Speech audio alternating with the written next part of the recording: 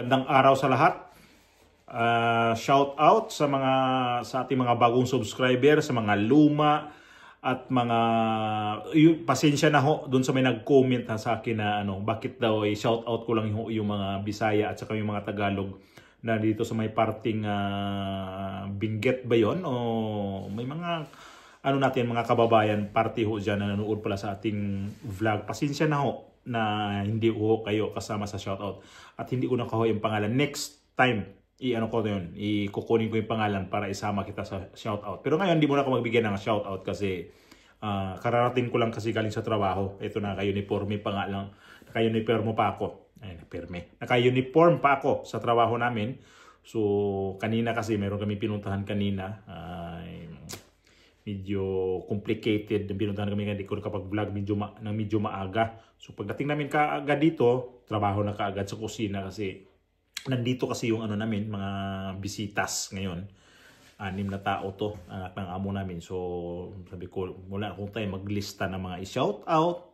Tapos basta lahat, mula sa Luzon, Visayas at Mindanao, dito sa may bandang Thailand, mayroon tayong mga suki ho dyan sa may Saudi Arabia, mayroon galing sa Australia, Canada, Amerika, lahat. Kumusta? Ingat po tayong lahat, no? Ito yung gagawan ko tong reaction itong si Jane Fajardo at saka itong si Torre, itong former ex-PNP chief na kasali pala to sa parang na-involve dito sa missing sa Bungiro ngayon. Ano bang klaseng pulis natin ngayon na bakit PNP chief involved siya dito sa may missing sa Bungiro? Ito pala yung sinabi ni Boying Remulla na mayroon ditong mga matinding kapit na malakas. Ito pala yung tinutukoy niya. So nakita ko lang ho ito, yung presko ni itong sa Napolcom, itong si Kalinisan. Ito ho yung video niya na tinatanong sa media kung ano ho yung magiging kapalaran nitong si former PNP chief Nicolas Torre at saka itong si Jane Fajardo na kanyang spokesperson. Involved sila dito. Pasok natin yung video para maan ninyo na isa sila sa imbestigahan nga nito daw. Are there any more questions? Yes, sir, Mr. Alan Gatus again.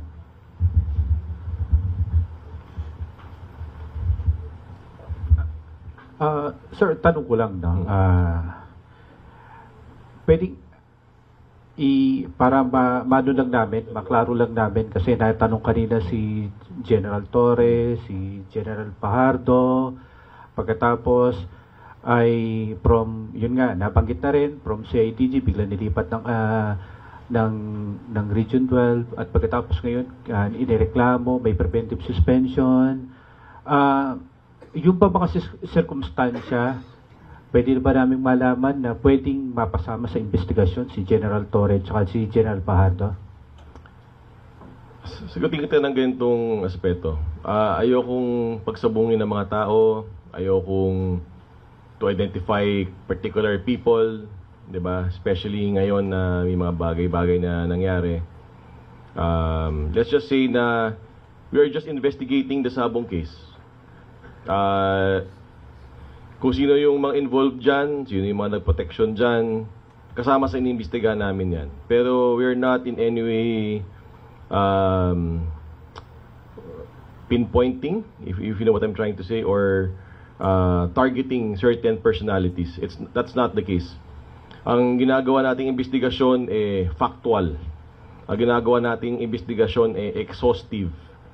Kasi yun ang dapat nang gawing investigasyon Pero it is not in any way to target certain personalities. Yun na lang. Kasi pag sinagot ko yung tanong mo ng diretsyo, sabong yun So, sabong na nga, sabong pa. Diba? So, no need. Diba? So, okay na yun. Sir, kung lulutang sa investigasyon yung mga pangalan nila, isa-summon ba sila para mag-reply? Kung kinakailangan. Ito ang trabaho namin Yun ang trabaho ng National Police Commission.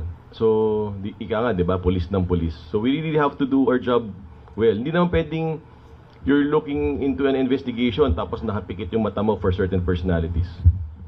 Kung sino talaga ang kasama dyan, yun ang kasama dyan.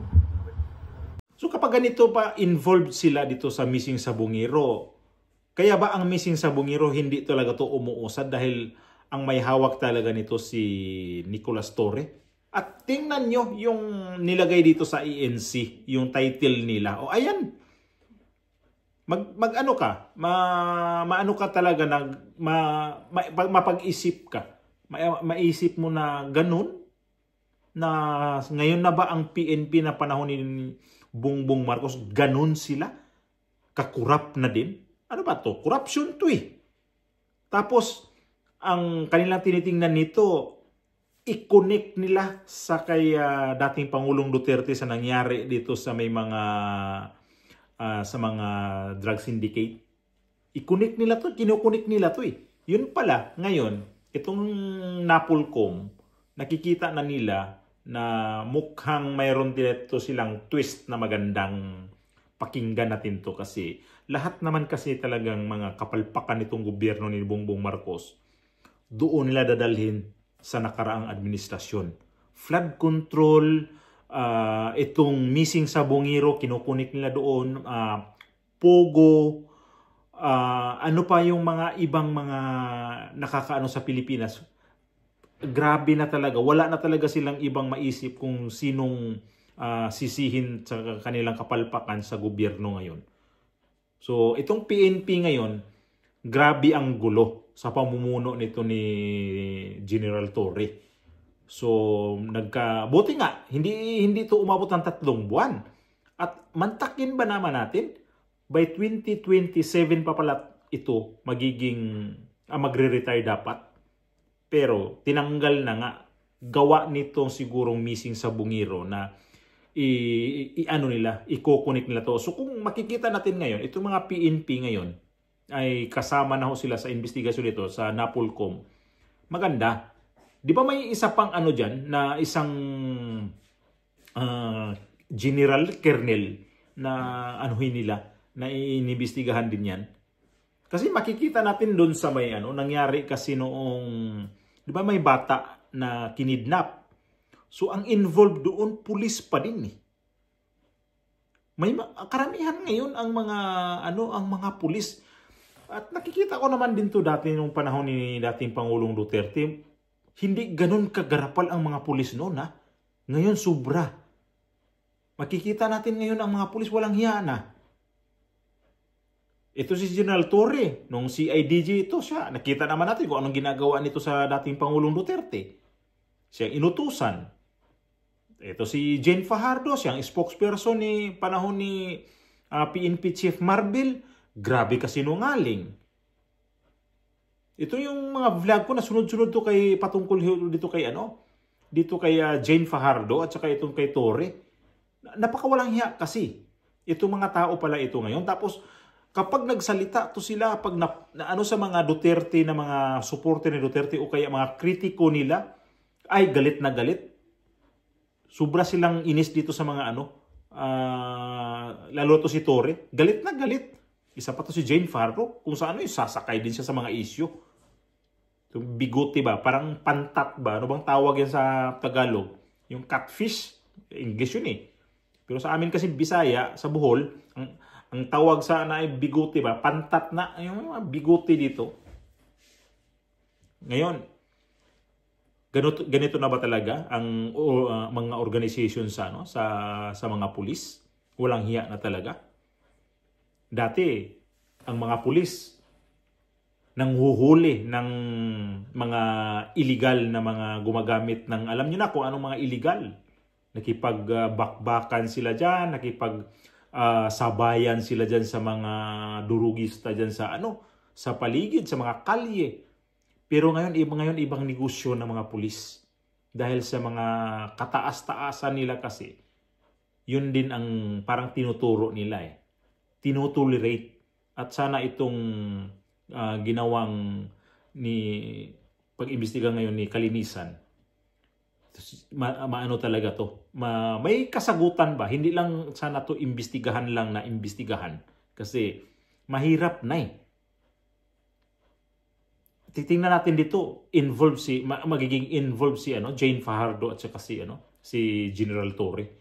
Anong mga nito mga to? Halang ng kaluluwa to mga to, no? Ginamit ang kanilang posisyon, ginamit ang kanilang kapangyarihan. At hindi pa tayo matatapos dito kay General Torre. Ang tindi pala talaga nitong ambisyon nitong kumag na to. Imaginein, ang tinutumbok pala nito, pwede siyang tatakbo ng vice presidente o kaya presidente sa 2028. Yun ang sabi. Kaya siguro si Marcos nito, hindi na to pinapatagal. Sapagkat itong ambisyoso, namumulitika na pala, at hindi lang namumulitika. Kapag ito'y totoo na imbestigahan sila, tapos lulutang ang kanilang pangalan dito na kasama dito sa mga missing sa Bungiro, ay nako. Kapag mga tao talagang gumawa ng hindi maganda, no? Imaginein ko lang na itong missing sa Bungiro, kinonek dito sa nangyari sa itong sa ginawa dating Pangulong Duterte. I-connect nila doon para sabihin talaga na kagagawan ng mga Duterte. Tapos, ngayon, sila lang pala mismo ang gumagawa. Magti 3 years na to si Bongbong Marcos sa kanyang posisyon. I-connect pa nila doon. Kawalang hiya naman talaga itong ginagawa na itong administrasyon na to. Itong flood control ngayon, pati flood control, kinokonek na rin dito sa kay Pangulong Duterte dati. Yung mga tulay na bumagsak, kay Duterte pa din yun ang mga palpak. Walang palpak si Bongbong Marcos ngayon. Ang linis kasi ang galing magtrabaho. Animal. Paano ka magiging nito? Magiging pantay ang tingin sa mga PNP na yung pautot ni itong pautot ni Torre na mag-respond daw sa mga ganyan tawag-tawag. Wala yun. Tapos pakitang gila siya kay Bongbong Marcos nung pumunta ay nako, ako na tuloy nahiya noon. Diba? Sabi ko, may galit sa akin noon. Na sabi ko, ito si Torre, parang hindi nagtututbras, galit na galit sa akin. Mas gwapo pa daw si Torre. Wala naman akong sinabi na gwapo ako kay Torre. Kung gwapo si Torre sa akin, wala naman akong problema doon. Kung pangit ako kay Torre, nako, ito na yung mukha ko. Wala akong magawa. Ang importante, hindi ako nagsisinungaling, hindi ako dito. Yung ginagawa ni Torre, niyan, nilinlang din tayo pala nito. Intindi nito unti-unti na talagang lumilitaw talaga yung pinagagawa ngayon sa mga daming palpak tong gobyerno na to. At pilit talaga nilang pagtatakpan to. Ay, grabe talaga.